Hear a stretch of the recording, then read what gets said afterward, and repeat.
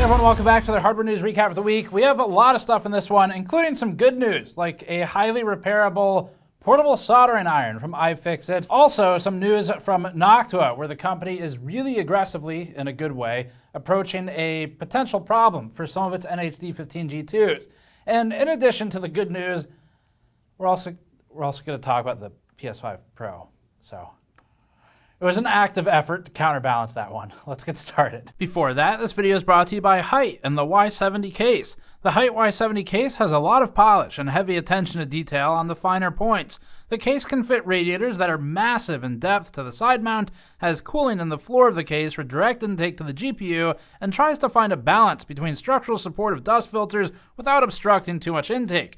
The Y70 is a follow-up to the popular Y60, which got Height to where it is today with its cut-corner tempered glass cases. After months of rumors, Sony has finally announced the PlayStation 5 Pro, which everybody loves and with which nobody has any problems. Anyway, other than the criticism of the price that's been everywhere, it also gets extra criticism for not even including the cheap McDonald's toy plastic stand that was included with the prior versions of the PlayStation 5. Just to add some insult to price injury. The PS5 Pro was revealed during the company's technical presentation livestream. Lead system architect Mark Cerny stated that the PS5 Pro aims to offer the high-fidelity visual mode that many PS5 games offer, but at performance mode frame rates, which typically targets 60 FPS.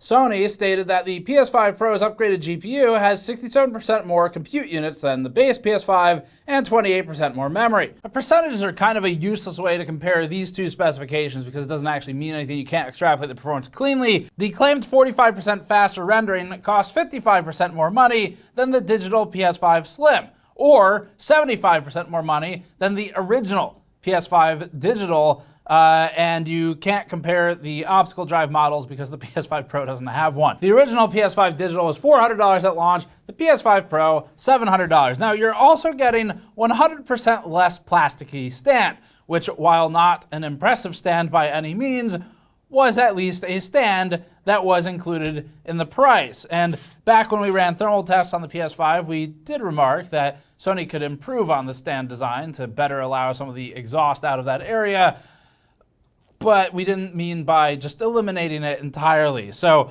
it's DLC now. The problem with not including the stand, though, isn't anything other than what an absolute insult it is. It's such a cheap part by comparison, and now you can still get it, but you need to spend $30 for the ones that are available today and $80 for the disk drives that are available today, and we don't know what it's going to look like for the PS5 Pro refreshes of those. But let's just assume it stays the same. That would bring the total cost of the PS5 Pro in the US to $810 to get the full kit before taxes, and that would put it 62% over the $500 launch price of the PS5. Sony says it's made some improvements to the way the console handles ray tracing when it said this: calculation of the rays at double or even triple the speeds of PlayStation 5. It's like when you advance Magic Missile, the level 1 spell for wizards in D&D 3.5 edition.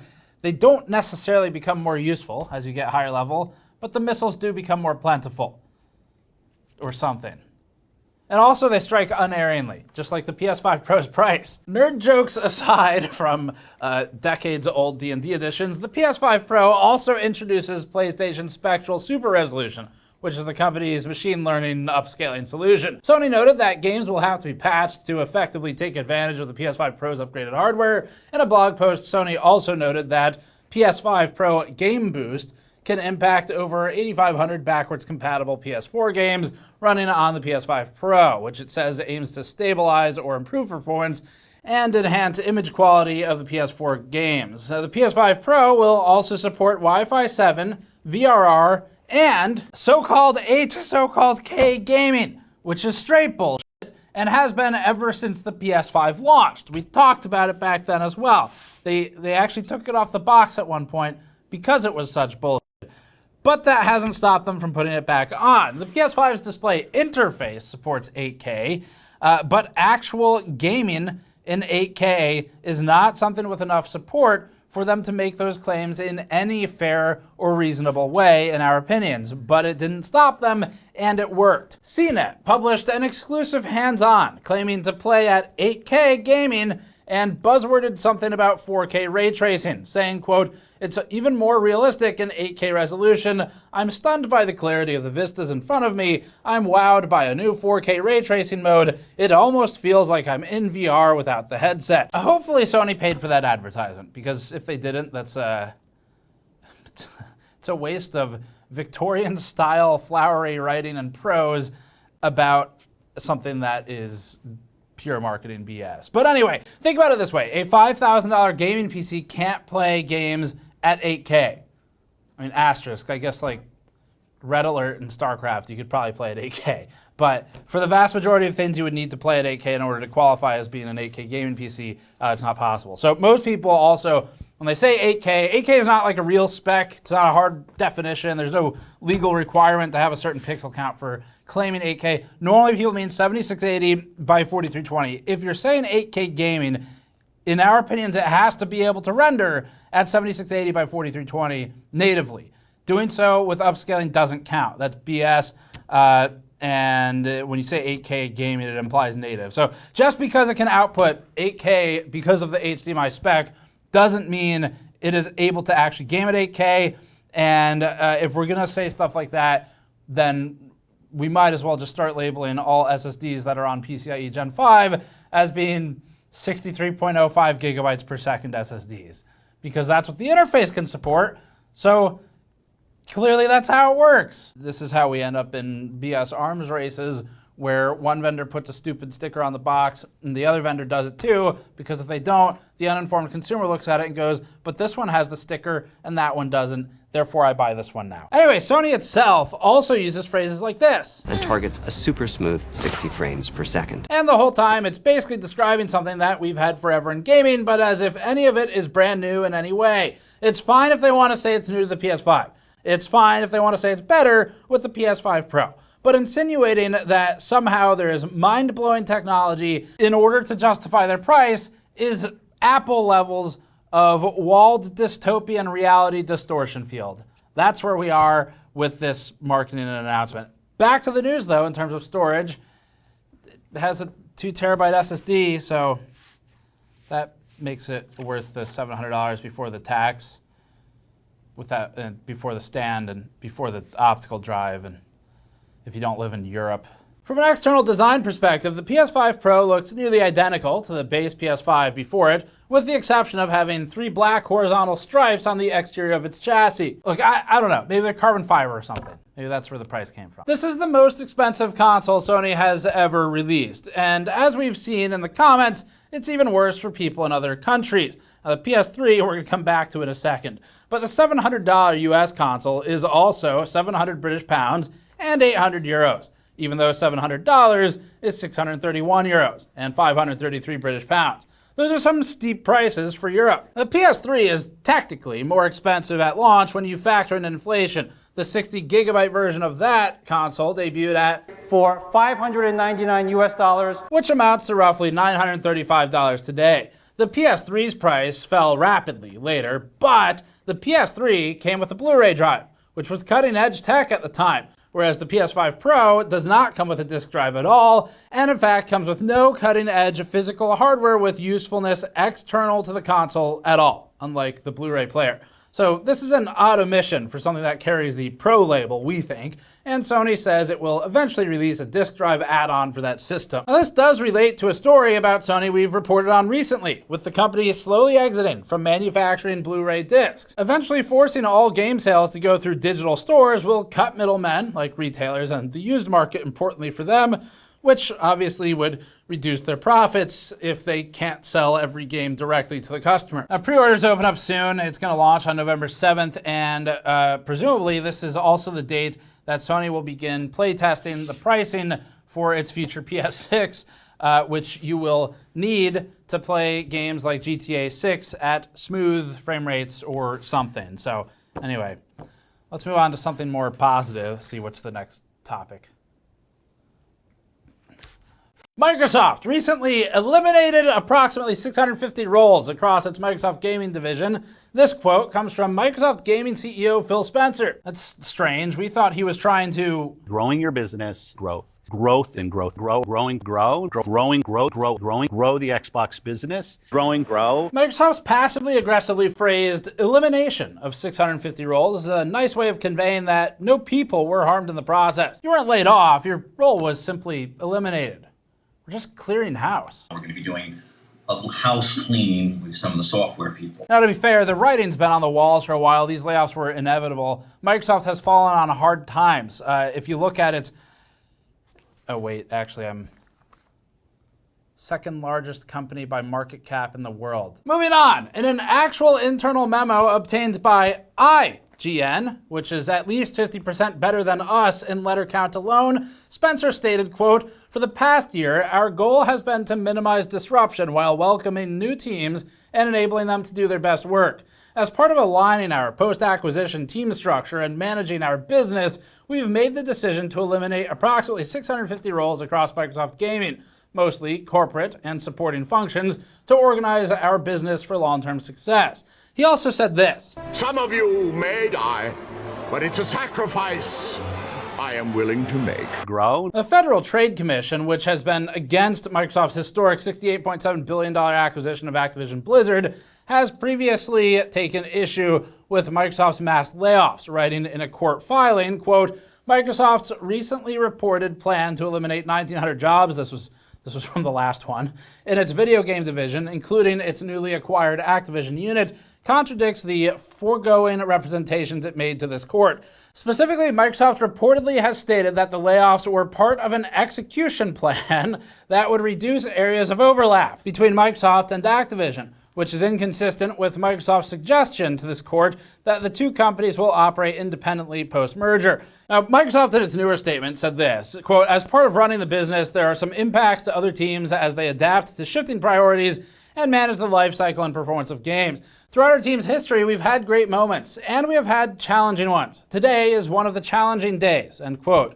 Now, just for context here, January 25th was also a challenging day, which is when it was revealed Microsoft would be laying off 1,900 staff members from its gaming division. And May 7th was another challenging day when it was revealed that Microsoft would be parting ways with Arcane Austin, Tango Gameworks, Alpha Dog Games, and more. And also January 2023, actually all of 2023 now that we think about it. But Spencer concluded, quote, "I know that going through more changes like this is hard. But even in the most trying times, this team has been able to come together and show one another care and kindness as we worked to continue delivering for our players.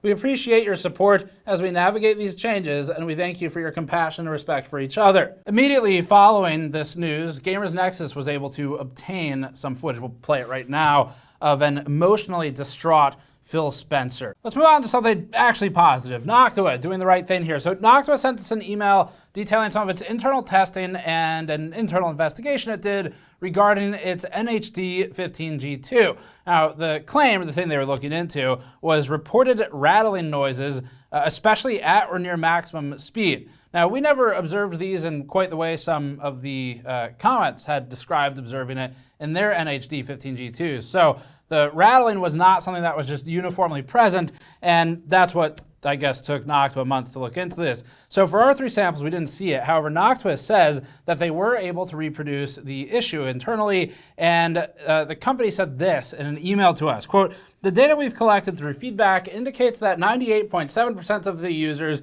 do not experience this behavior. But we fully understand that it is frustrating for those who are affected. We sincerely apologize for the inconvenience and have been working hard conducting a thorough root cause analysis and engineering suitable solutions for both existing heat sinks and future production. Our root cause analysis has confirmed that this behavior can occur due to severe shock in transit, which can slightly loosen the interlocking of the heatsink fins at the sides of the fin stacks.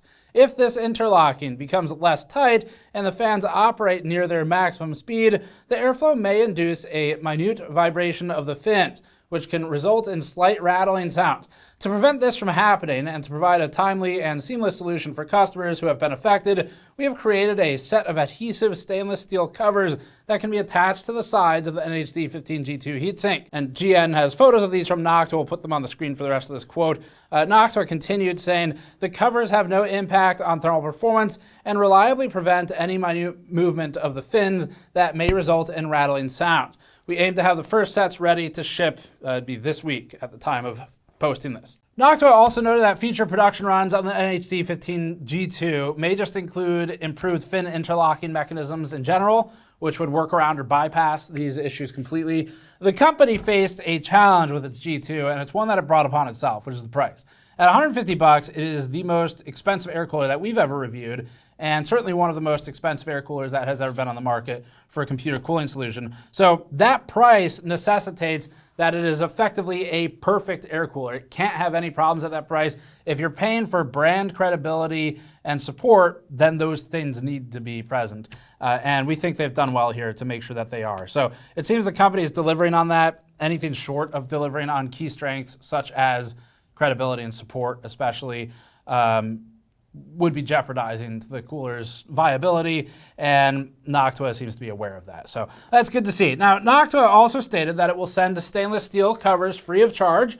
It will replace heat sinks free of charge if you don't like that. That would be in October when the next run comes in. And it also went above and beyond by just offering straight up refunds if you don't like either of these options. So this is an excellent set of 3 solutions. It's basically anything you could want. The refund makes it pretty hard to argue with in general. The stainless steel cover is a fast, user applicable solution that can just be done by yourself. And then the replacement obviously is just another complete fix as long as they make sure it's resolved. So anyway, this is what we want to see. Sometimes people ask, what experiences have we had with companies that do the right thing for problems with their products? And we never really try to avoid saying that a company does the right thing, because it's never the case. They always are every company is gonna screw up at some point with some kind of customer support product or whatever. But generally speaking, you want to look at sort of per instance resolutions. And examples in the past would be the Fractal Torrent was resolved deftly by Fractal. They did very well with that solution. The Arctic Liquid Freezer 2 issues that we posted about, they did well resolving that. An example of a really bad approach to a solution would be Gigabyte or NZXT with the H1 previously. And Noctua here has earned itself a spot with Fractal and with Arctic in recent history for good resolutions of a product issue. So now, like I said, we still haven't really experienced the Rattle issue. I think we could I might be able to convince myself I could hear it, but I'm not sure it's exactly what they're talking about here, which shows just how subtle the thing we were hearing is. Now, one thing I was thinking about with ours is if this is in fact a shipping issue, our units were expedited, so they spent a lot less time in shipping, and it was packed 3 in one large box with a big buffer box. So there's probably not a whole lot of movement in general, and it was probably spending more time on planes than trucks. So anyway, it doesn't really matter. They think they've identified it and fixed it. Let's look at another relatively positive but short one. So this story we saw picked up by TechSpot. TechSpot alerted us through their story of the iFixit launch of the FixHub battery-powered soldering iron. This is kind of neat. So the FixHub soldering iron has a few parts. It's relatively expensive, still interesting though. So the USB-C powered iron's $80. It runs at 100 watts. The full toolkit includes a bunch of stuff that you probably already have if you're in our audience, like safety glasses, cutters, other small tools like that. And then just the powered hub and the iron, that's $250. That includes a dual-port 55 watt-hour station. iFixit claims that this can run for 8 hours without charge. We're not sure how much or if at all it loses any of its capabilities as that charge wanes. And then the iron is intended to be an easily portable solution. So this is kind of cool. It's especially useful for people with field work. We could see this being useful as well for travel that might keep you either somewhat off the grid for periods of time or maybe just far away from outlets. The iron can run from 100 degrees Celsius to 420 degrees Celsius and ships with a preset of 350C or 660F. Then iFixit notes that some of the safety features are also included, so fall protection and auto standby. And then on the positive news side, the device is specifically designed to be easily repairable. So that's nice to see. Up next, some rumors. We combined 2 of them for this. So one is the rumored release date for Arrow Lake being October 24th. That is the entire extent of the rumor. Previously, the rumors were pointing towards a week before that. Now it's October 24th. Doesn't really matter. What it paints the picture of is probably sometime in October for Arrow Lake, which is Intel's next generation of CPUs. These might have taken the name of the 15 series, but instead we'll be using the 200 series naming, which is a refresh or a total change of Intel's naming schema. All right, the other item though is some more specs, and we'll get to those in a second. So Momomo_US tweeted an image highlighting 5 alleged Intel CPUs and their respective prices in Canadian dollars.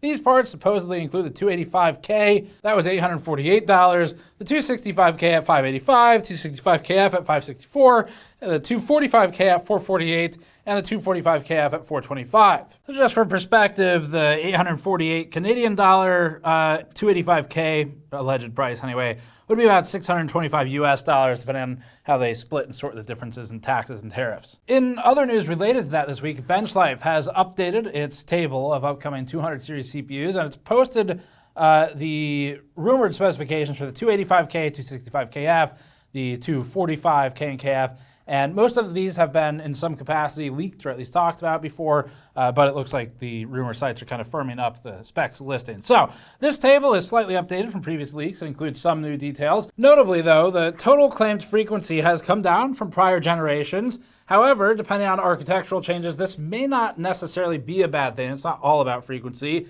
And if it has anything to do with the failures of the prior generation, it might in fact be necessary or a good thing. The names to get used to, though, are what we're talking about here. So 285K, you can think of as the flagship replacement. That might be like a 14900K equivalent next time around. 265K, you can think of as a 14700K equivalent or replacement. And then the 245K would be that i5 category, like a 14.6. Moving on, CD Projekt Red and AMD have just jointly posted that the new patch 2.13 for Cyberpunk 2077 has added support for FSR3 with frame generation. The patch notes also detail the addition of Intel XeSS version 1.3, the capability of running both DLAA and DLSS ray reconstruction concurrently, and then moved some existing options around to submenu. Up next, the CHIPS Act. So Intel was set to receive $8.5 billion from the US government and $11 billion in loans. This is grants plus loans as part of the CHIPS Act. The intent is to help build fabs and fabrication or manufacturing facilities for silicon in the US. There's already some here, but they're adding a lot more.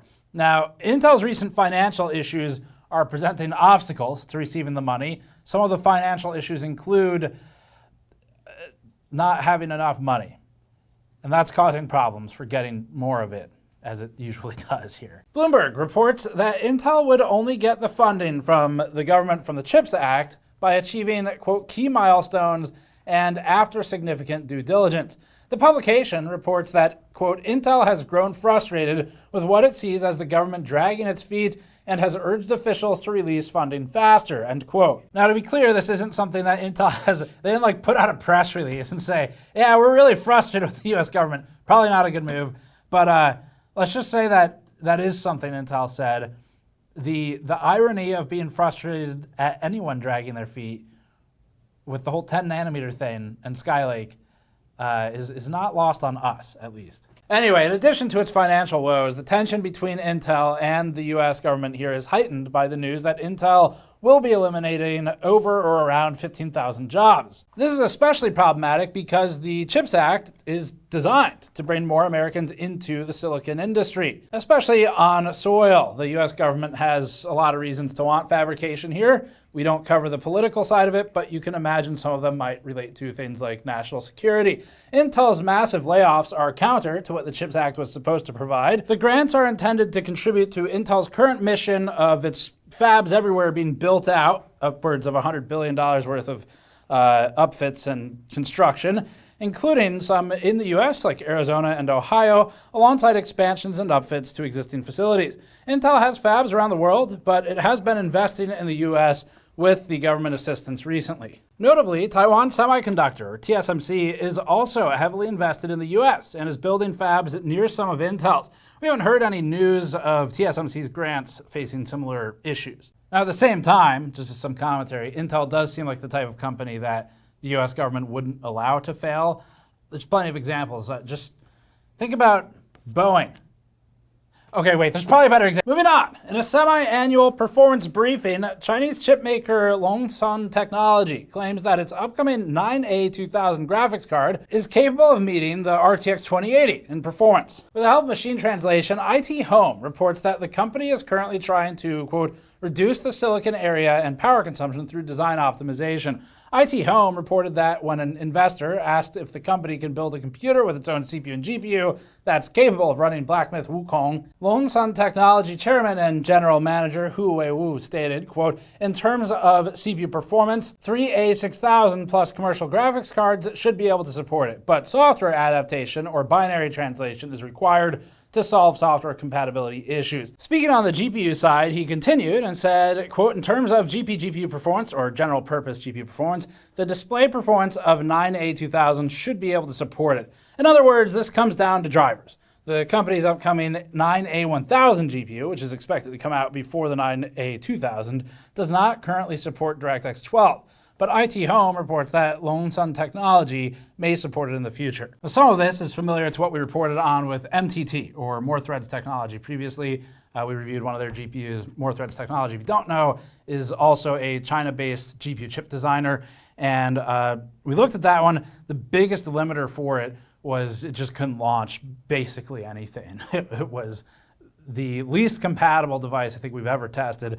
When it worked, it was impressive that it did as well as it did, but it mostly just didn't work. And so they're going to run into the same problems with any other GPU that's not from one of the big companies. Even Intel had massive problems with this with Arc, but they've just kind of brute forced it with a lot of development and money. That's it for hardware news. Check the channel though, because we have 2 positive reviews we've just posted. One is for the Antec Flux Pro, which Antec's Flux Pro has now become the best thermal performer on our charts anytime recently. So that was nice to look at, something pretty good. And then also the A3 M-ATX is a pretty cool budget case that we liked working on. It's got some 3D animations in it to help understand some of the airflow patterns. Check all that out on the channel, subscribe for more. Go to store.gamersnexus.net or patreon.com/gamersnexus to help us out directly, and we'll see you all next time.